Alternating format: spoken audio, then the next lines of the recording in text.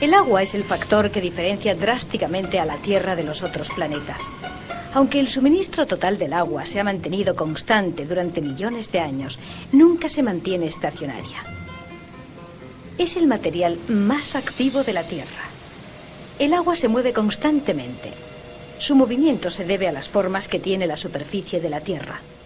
Aquí en Islandia, el agua dulce sale a través de las piedras, cruzando a través del terreno en un viaje descendente hacia el océano Atlántico.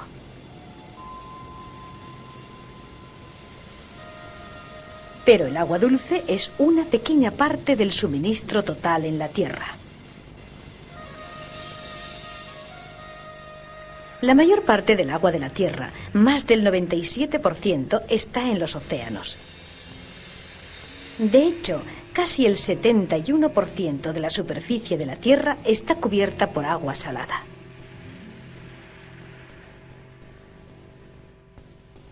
El agua dulce es almacenada en glaciares cerca de los polos norte y sur. En climas cálidos, el hielo se derrite y corrientes de agua dulce desembocan en el océano. El agua dulce se encuentra en lagos, riachuelos y en la tierra. El resto del suministro de agua se encuentra en las nubes.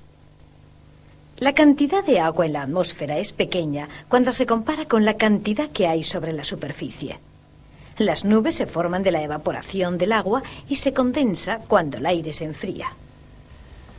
El agua regresa a la Tierra en forma de precipitación. La forma más común de precipitación es la lluvia. Este intercambio de agua entre la tierra, mar y aire se conoce como el ciclo del agua. Pero, ¿de dónde viene el agua? ¿Cómo llega al aire? ¿Qué hace que el agua regrese a la tierra? El agua se evapora del océano a la atmósfera. El viento lleva el vapor de agua por la tierra, donde se condensa para formar nubes. La precipitación ocurre cuando el agua cae sobre la tierra. Fluye sobre y debajo de la tierra, de regreso al océano. Esto completa el ciclo del agua. Se evapora de diferentes modos. Aquí, en el Parque Nacional de Yellowstone, el agua subterránea se calienta a grandes profundidades y regresa formando manantiales. Cuando el agua hierve, aparecen burbujas que suben y se rompen en la superficie. Las burbujas no son aire, pero contienen vapor de agua, un gas invisible. No podemos ver el vapor de agua, pero sí el vaho. El vaho son gotitas de agua caliente antes de convertirse en vapor, pero no toda hierve para entrar en la atmósfera. En el lago Great Salt, en Utah, el calor del sol seca los estanques de agua salada. El agua se convierte en gas por el proceso de evaporación. Grandes cantidades de agua son devueltas a la atmósfera diariamente por los océanos, la tierra y la vegetación.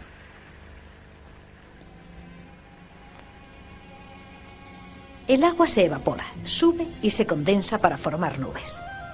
Estas nubes están formadas por millones de gotitas de agua condensada. El vapor de agua viaja en las corrientes de aire hasta que se enfría y se condensa. Podemos ver humedad en el aire. En estas montañas, la niebla se desarrolla a medida que el vapor de agua se condensa. Cuando el aire tibio pasa sobre la montaña fría, las partículas de vapor se condensan en partículas pequeñas y forman gotas de agua. La niebla es una nube que permanece cerca de la Tierra a menos de 100 metros de altura. Evidencia de condensación puede observarse en la costa a primera hora de la mañana. Pequeñas partículas de polvo y sal que están en el aire recogen el vapor de agua. El agua se condensa en gotitas tales como la de esta telaraña.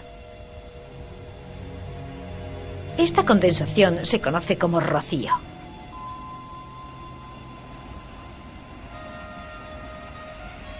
La condensación trae humedad a muchas formas de vida, pero no recoge mucha agua de la atmósfera.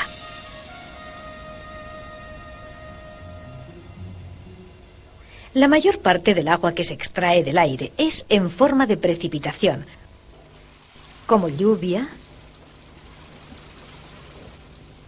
granizo y nieve. También se forman riachuelos. En ciertas regiones, el invierno almacena temporalmente el agua dulce como hielo. Al derretirse el hielo, se une con otras aguas en movimiento. Cuando el suelo bajo la nieve se congela y el agua se derrite, corre. En cambio, si el suelo bajo la nieve no está congelado, el agua derretida penetra en la tierra y forma parte del suministro de agua de la tierra. El agua se acumula bajo la superficie de la tierra en los poros del suelo y las rocas. Esto forma agua subterránea con zonas de saturación. El límite superior de una zona de saturación se llama nivel hidrostático. La superficie de este lago es parte del nivel hidrostático que podemos ver. Bajo el lago hay capas de sedimentos y rocas saturados de agua, pero esto es solo parte del agua dulce que hay en el mundo. En el monte Rainier, las grandes masas de hielo y nieve almacenan enormes cantidades de agua dulce. En las zonas frías, solo cae una pequeña cantidad de nieve porque el aire frío tiene poco vapor de agua. Estos glaciares se han formado debido a la lentitud de la evaporación. Hay tanta agua almacenada en los glaciares que si todo su hielo se derritiera, la superficie de los océanos subiría 60 metros. Aunque el derretido es lento, el movimiento de las aguas se puede ver en el paisaje. En su paso por la tierra, el agua recoge pequeñas partículas de tierra y rocas, llamadas sedimentos. Los ríos también disuelven los materiales de sus orillas. Casi todo el material de la tierra se puede disolver en agua.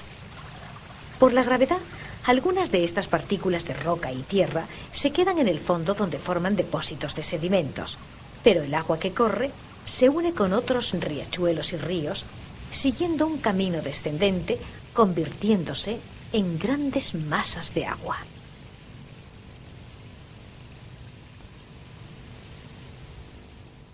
Parte de esta agua regresa finalmente al océano, su lugar de origen. Pero, ¿qué pasa con el agua que no regresa al mar?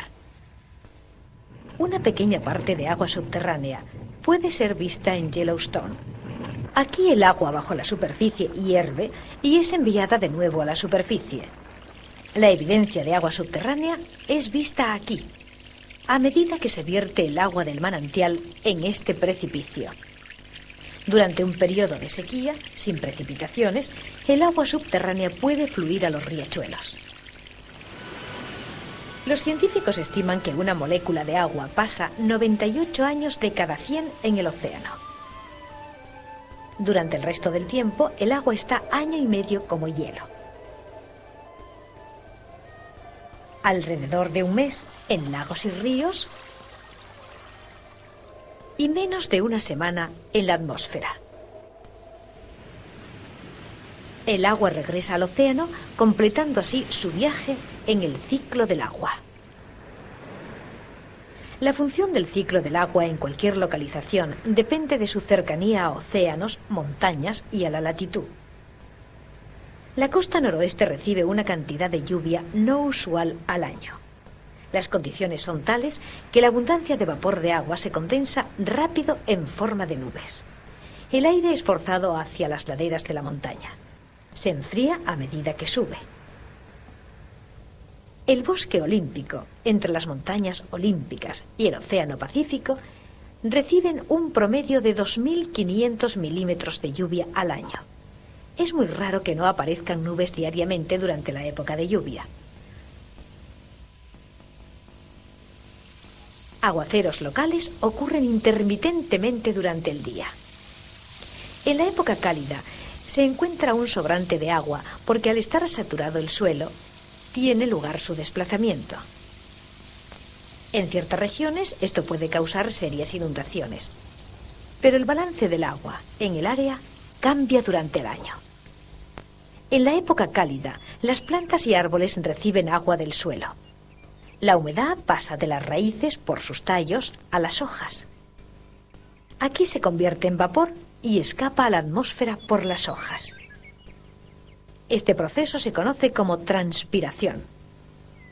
Esto establece la condición húmeda del bosque. En la época caliente del año, el nivel hidrostático baja a medida que el agua se evapora por las superficies abiertas y por la transpiración. El abastecimiento de agua varía de una región a otra y en diferentes épocas del año. Por ejemplo, el desierto americano tiene un déficit anual con una lluvia anual de menos de 13 centímetros. Las capas superiores de la Tierra se secan con el sol. Aunque las nubes son vistas cerca de las montañas, poca precipitación tiene lugar en las regiones áridas.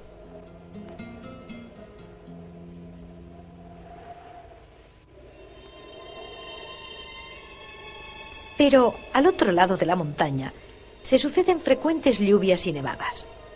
En los meses de invierno, las montañas son cubiertas de nieve, almacenando mucha agua en la superficie. Entonces, ¿por qué esta humedad no llega al otro lado de la montaña? Para contestar esto debemos ver la forma en que las nubes se mueven por las montañas. El vapor de agua se condensa con el aire fresco de la montaña para formar nubes. La mayoría de las nubes pierden su humedad al pasar sobre la montaña. El aire que cruza las montañas se calienta y las nubes se evaporan. Este vapor de agua puede viajar cientos de kilómetros antes de que se condense de nuevo. Por ser barreras que impiden el paso de la humedad de un sitio a otro, las montañas crean diferencias notables en el paisaje y el clima. De estos océanos, el agua es enviada al aire, pasa sobre la tierra y regresa a su superficie. Al encontrar el camino de vuelta al océano, el ciclo comienza de nuevo. En el incesante movimiento del recurso natural único de este planeta, el ciclo sigue siendo hoy el mismo de hace cientos de millones de años.